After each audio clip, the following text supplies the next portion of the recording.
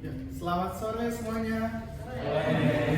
Saya harap semuanya dalam keadaan yang baik-baik saja ya. Tak kenal maka tak sayang.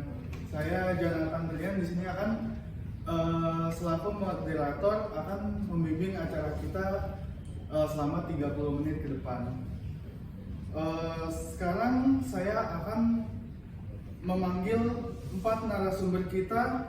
Yang pertama ada dosen psikolog dari Universitas Indonesia, Keisha. Selanjutnya yaitu kita kedatangan beauty expert, yaitu Melanie. Selanjutnya ada mahasiswa Universitas Multimedia Nusantara, Fani. Dan yang terakhir kita juga ada motivator, yaitu Filian. Topik yang akan kita bawakan pada hari ini cukup menarik, yaitu insecurity. Tanpa banyak basa-basi, langsung saja akan saya lempar kepada narasumber kita, yaitu Keisha. Baik, terima kasih Narator dan teman-teman yang sudah hadir. Baik, sekarang saya akan menjelaskan tentang insecure. Pasti kita tidak asing dengan kata insecure. Saya yakin bahwa semua orang yang ada di sini pasti pernah merasakan insecure, terutama pada kalangan remaja. Nah, apa itu sebenarnya insecure? Nah, insecure itu apa? Insecure merupakan sebuah kondisi yang dimana seseorang akan merasa percaya diri dan akhirnya akan menjadikan orang tersebut menjadi cemas dan merasa tidak mampu dalam menghadapi ketidakpercayaan dirinya. Nah, rasa insecure itu muncul karena seseorang yang sedang sadar tentang kekhawatirannya, sehingga menimbulkan rasa cemas dan rasa tidak mampu dalam mengontrol rasa insecure itu. Baik, bisa dilihat di sini ada seorang psikolog berasal dari Amerika dan biasa dijuluki sebagai Bapak Psikolog Humanistik, bernama Abraham Harold Maslow atau biasa dipanggil dengan Abraham Maslow. Beliau berkata bahwa insecure adalah suatu keadaan di mana seseorang yang merasa tidak aman, tidak nyaman, menganggap dunia sebagai hutan yang mengancam dan menganggap kebanyakan manusia berbahaya dan egois.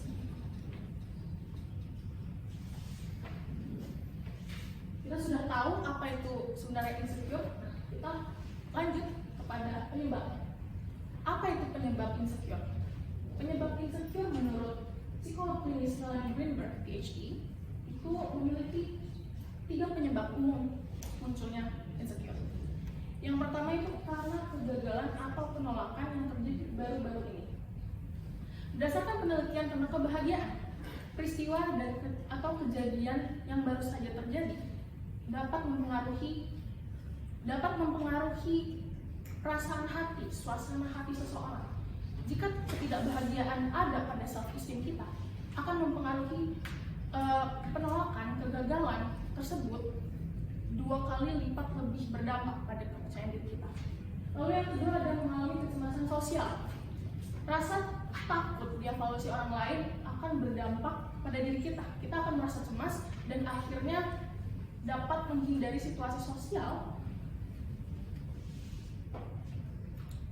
Lalu yang ketiga ada karena perfeksionisme.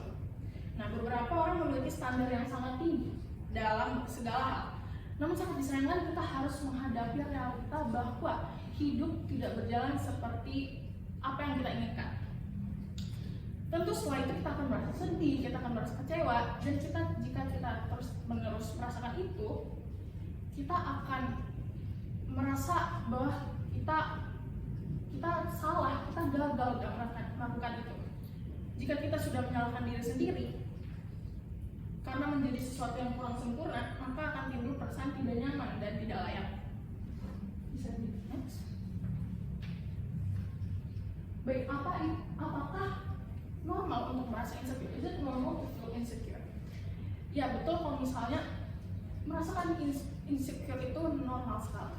Bahkan beberapa pakar psikolog itu mengatakan bahwa merasakan insecure itu sangatlah wajar, sangatlah lumrah. Tapi kita harus tahu batasnya, kita harus mengontrol seberapa banyak kita harus insecure.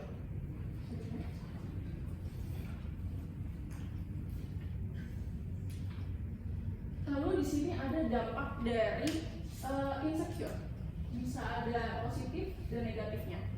Kita adalah seseorang yang tidak sempurna, kita memiliki kekurangan dan kelebihan. Seringkali kekurangan yang kita miliki kita jadikan itu fokus kita, lalu kita menjadi seseorang yang kurang percaya diri dan menjadikan itu insecure kita. Insecure itu tidak akan menjadi buruk jika kita bisa mengontrolnya. Tetapi kalau kita misalnya kita tidak bisa mengontrolnya, itu akan menjadi buruk dan dapat berdampak pada diri kita. Seperti yang bisa dilihat dari nilai itu, dampak positif dari insecure itu bisa menjadi motivasi untuk kita berkembang, untuk kita belajar lebih banyak, untuk kita bisa mengimprove diri kita menjadi lebih baik. Sebaliknya, jika kita insecure terlalu berlebihan, dampak negatif akan berdampak pada diri kita, seperti terus-menerus merasa iri hati, malu akan diri sendiri, ragu akan diri sendiri, membandingkan diri dengan orang lain. Akan bahkan ada beberapa kasus ada yang sampai terkena depresi, stres, hingga gangguan mental. Jadi merasa insecure itu sebenarnya normal, tetapi jangan sampai insecure itu yang mengontrol kita. Baik, sekian dari saya. Terima kasih. Itu dia tadi penjelasan singkat mengenai apa itu insecure. Coba kalian ngaku, tunjuk tangan mana yang suka insecure. Oh, banyak ya. Oke, tanpa lama-lama lagi, setelah ini ada yang lebih menarik lagi nih teman-teman. Langsung dari beauty expertnya, yaitu kita akan melihat membahas tentang penampilan. Silakan Bu Melanie. Ya, selamat siang semuanya. Jadi saya di sini Melanie akan menjelaskan tentang insecure about appearance atau tentang penampilan. Jadi seringkali kita kan merasa insecure nih dalam penampilan diri kita sendiri, yang membuat kita jadi nggak percaya diri untuk bertemu orang lain atau bertemu orang baru gitu. Boleh dijelaskan? Nah, jadi setelah diselidiki, yang menjadi penyebab kita insecure terhadap penampilan kita adalah standar kecantikan yang ada, terutama di Indonesia. Nah, standar kecantikan di Indonesia ini seringkali bertolak belakang dengan bagaimana rata-rata bentuk fisik orang di Indonesia ini. Nah, apa aja sih standar kecantikan yang sering banget ada di Indonesia? Yang pertama itu ada putih, tinggi, mulus, dan langsing. Nah, sedangkan yang kita tahu di Indonesia ini rata-rata memiliki kulit sawo matang. Namun orang tuh berlomba-lomba untuk menjadi putih seperti putihnya untuk terlihat ganteng atau cantik. Kemudian untuk tinggi badan, kita tuh kadang merasa insecure karena tinggi badan kita pendek atau apa. Nah, sedangkan di Indonesia sendiri rata-rata tinggi di Indonesia itu untuk laki-laki yaitu 193, sedangkan untuk wanita 152. Nah, maka dari itu kita tidak perlu merasa insecure untuk tinggi badan. Dan yang kemudian adalah mulus. Kadang kita suka insecure mempunyai kulit jerawat atau kusam dan yang lain. Sedangkan kita ini memiliki kulit jerawat itu adalah hal yang normal untuk manusia, baik laki-laki maupun wanita. Dan kemudian ada langsing. Nah, kadang kita insecure dengan berat badan kita harus bertambah, berkurang atau semacamnya, merasa terlalu kurus, merasa terlalu gendut. Sedangkan itu adalah hal yang normal dan bisa kita ubah dengan pelan-pelan. Nah, bagaimana cara untuk mengatasi insecure terhadap penampilan itu sendiri? Kita tuh harus mengubah perspektif kita ke pandangan kita sendiri. Yang pertama itu adalah menerima dan bersyukur. Kita terus menerima dan bersyukur atas pemberian Tuhan kepada kita. Kita harus menerima bahwa Tuhan menciptakan kita dalam bentuk sebaik-baiknya. Dan Tuhan itu tidak akan menciptakan manusia sesuka hatinya saja. Dan yang kedua itu adalah melihat sisi positif di dalam diri kita sendiri. kita tuh harus melihat sisi positif walaupun terkecil yang ada di dalam diri kita sendiri, yaitu apa aja sih sisi positifnya. Nah, kita sebagai manusia pasti memiliki sisi positif, dan bukan dulu tentang penampilan aja.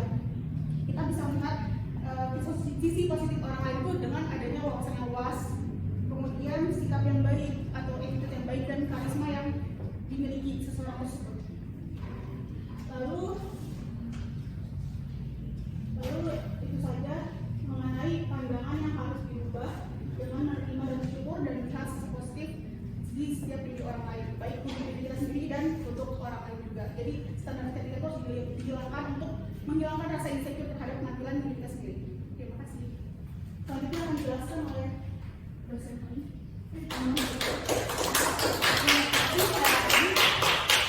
Selamat sore teman-teman. Masih semangat? Masih. Terima kasih. Seperti yang kita tahu, setiap manusia pasti mempunyai pace atau jalannya masing-masing. Jalan yang kita tempuh atau jalan yang orang lain tempuh pastinya berbeda dengan jalan yang kita tempuh. Garis start atau gimana kita mau mulai, walaupun itu sama dengan orang lain, tapi hasil akhir yang akan didapatkan pastinya akan berbeda. Kenapa?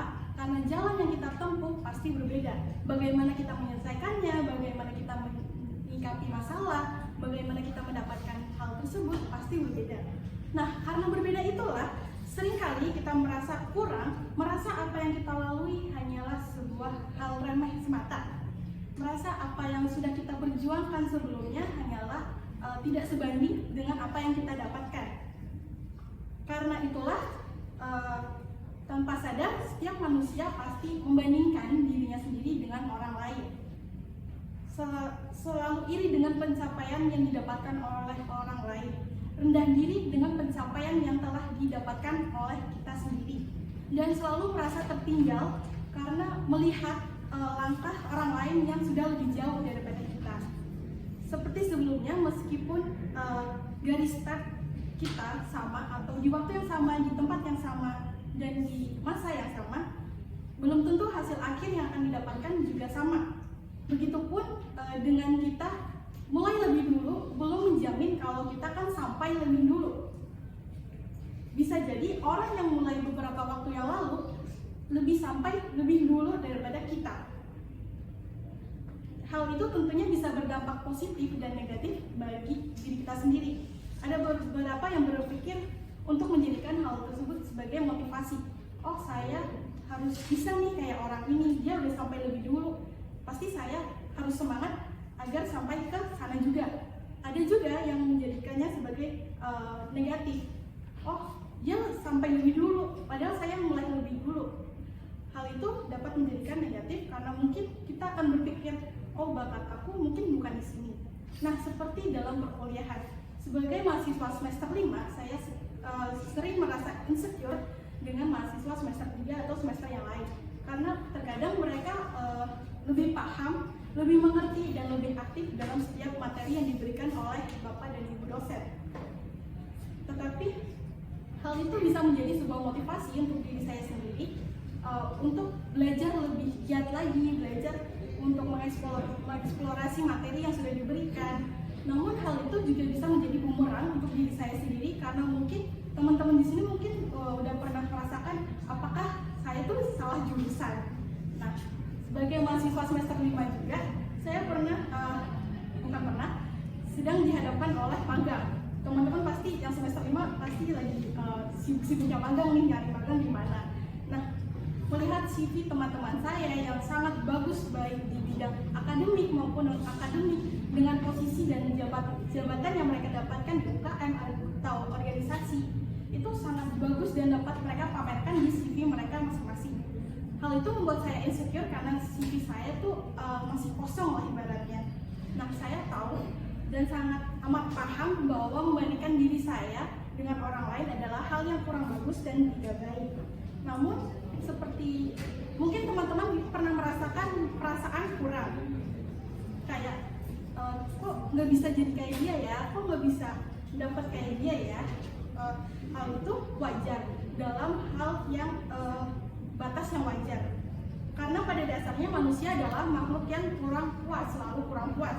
Jadi menurut saya nikmati apa yang sekarang teman-teman sedang jalani, syukuri apapun pencapaian yang teman-teman telah dapatkan, apa yang sudah terjadi, semoga bisa menjadi pelajaran di masa yang akan datang. Jangan jadikan insecure kita sebagai penghalang untuk melangkah lebih baik ke masa depan yang lebih cerah.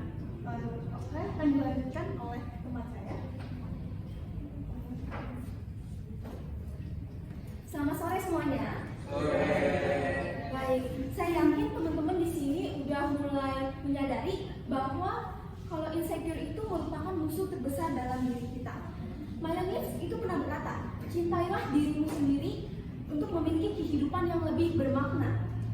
Nah, dari materi yang sudah dipaparkan sebelumnya, bahwa kita seringkali merasa kita tidak bisa lebih baik dari orang lain. Kita sering cenderung merasa orang lain itu lebih cantik, lebih mapan, lebih sukses, dan pokoknya mereka semua lebih lah, baik dari segi fisik maupun dari segi pencapaian. Lalu kemudian kita merasa minder. Nah, sebenarnya rasa insecure ini tidak akan membuat kita maju, malah hanya akan membuat kita stuck di tempat. Kenapa? Karena setiap tindakan apapun yang kita lakukan, sekecil apapun itu, kita malah membandingkannya dengan orang lain. Kemudian salah satu penyebab insecurity adalah karena kita tidak dapat menerima diri kita secara keseluruhan. Kita cenderung fokus pada satu kekurangan dan mengabaikan, melupakan bahwa kita masih punya potensi yang bisa kita kembangkan sebenarnya. Seringkali kita berpikir bahwa kelebihan orang lain itu akan sangat bermanfaat bagi kehidupan mereka. Namun tanpa kita sadari, ternyata mereka itu sebenarnya punya juga loh kekurangan. Bedanya mereka itu tidak ingin menunjukkan kekurangan tersebut dan memilih untuk menampilkan kelebihan mereka dan tampil lebih percaya diri. Rasa insecure ini tidak baik untuk kesehatan mental kita karena ini hanya akan membuat pikiran kita dilindungi oleh hal-hal negatif dari hari demi hari. Ada banyak langkah yang sebenarnya bisa kita lakukan untuk mengubah rasa insecure menjadi bersyukur. Misalnya itu dengan tidak membanding-bandingkan diri sendiri dengan orang lain. Karena setiap orang pasti mempunyai keunggulan dan kemampuan mereka masing-masing. Kita nggak perlu ragu dengan kemampuan diri kita. Kita bisa membawa pikiran negatif, terus menerima kekurangan kita, dan berhenti membandingkan diri sendiri sehingga kita bisa mengetahui bahwa hidup kita itu bermakna. Kemudian kita bisa nih membuka diri terhadap dunia luar. Kita bisa mencari relasi dengan orang-orang yang positif supaya kita juga terbawa energi positif dari mereka. Ini akan membawa hidup kita menjadi lebih produktif dan kita bisa lebih percaya diri di depan orang-orang.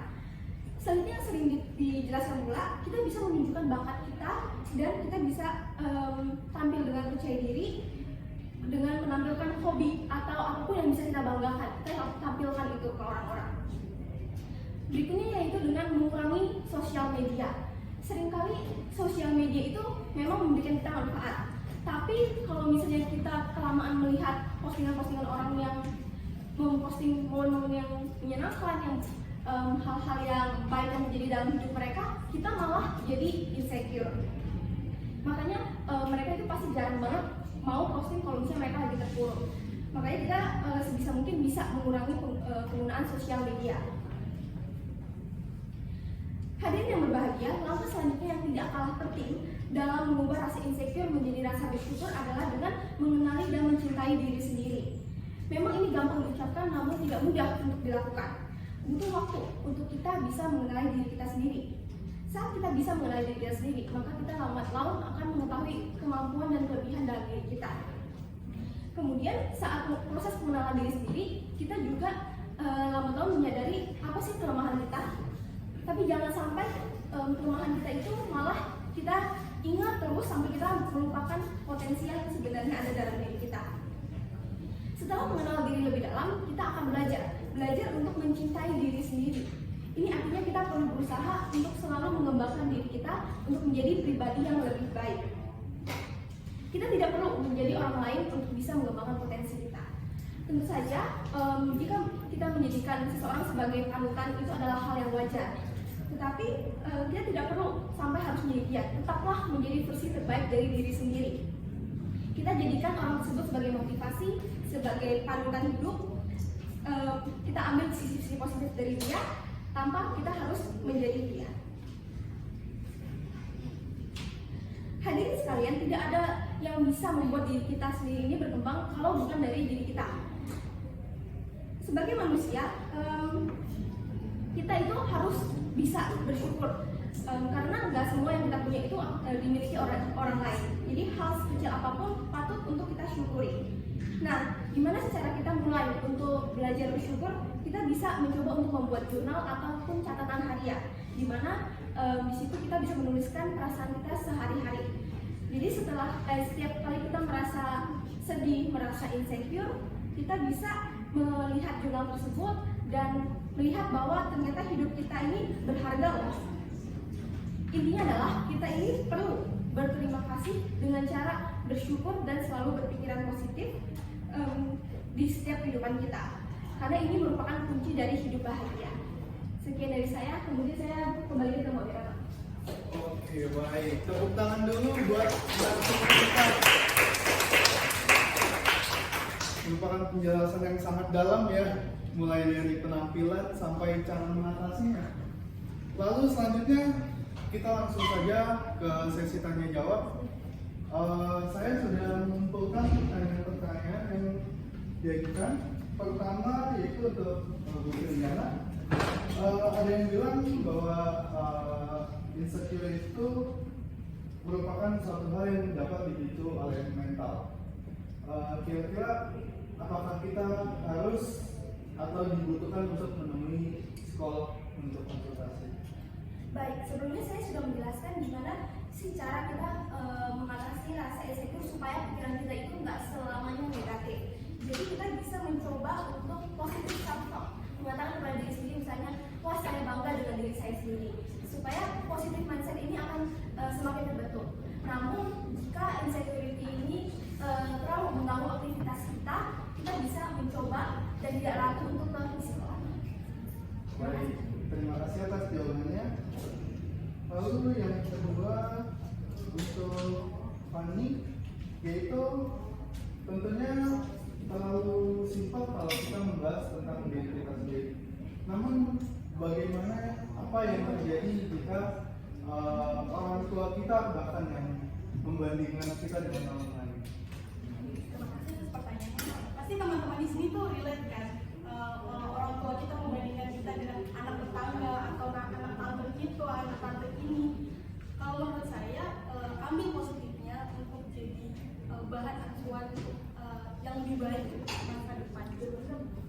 Jadi dijadikan motivasi aja ya? Dijadikan motivasi. Baik. Lalu selanjutnya yaitu untuk Keisha. Insecure itu kan Anda bilang bahwa tidak boleh berlebihan atau terlalu dalam. Namun dampak paling parah apa yang dapat terjadi atas hal tersebut? Seperti yang udah saya jelaskan tadi, dampak negatif dari insecure berlebihan itu banyak macam. Bisa dari membandingkan diri dengan orang lain, bisa seperti merasa iri hati terus-menerus. Tapi yang paling parah itu seperti yang tadi saya sudah jelaskan juga, itu bisa sampai depresi, stres, sampai gangguan mental. Bahkan beberapa kali juga ada yang terjadi kematian karena merasa insecure berlebihan.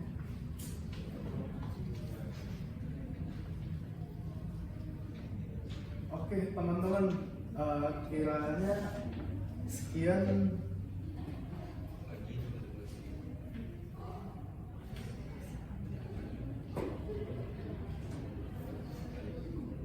Oh ya, saya juga ada tambahan untuk sebagai big expert ya. Jadi untuk biasanya kita tuh suka insecure dengan apa ya? Banyak orang yang bilang mereka insecure karena dirinya bagaimana gitu. Mereka bilang karena merawat itu mahal, jadi mereka selalu menurut waktu untuk tidak merawat dirinya. Namun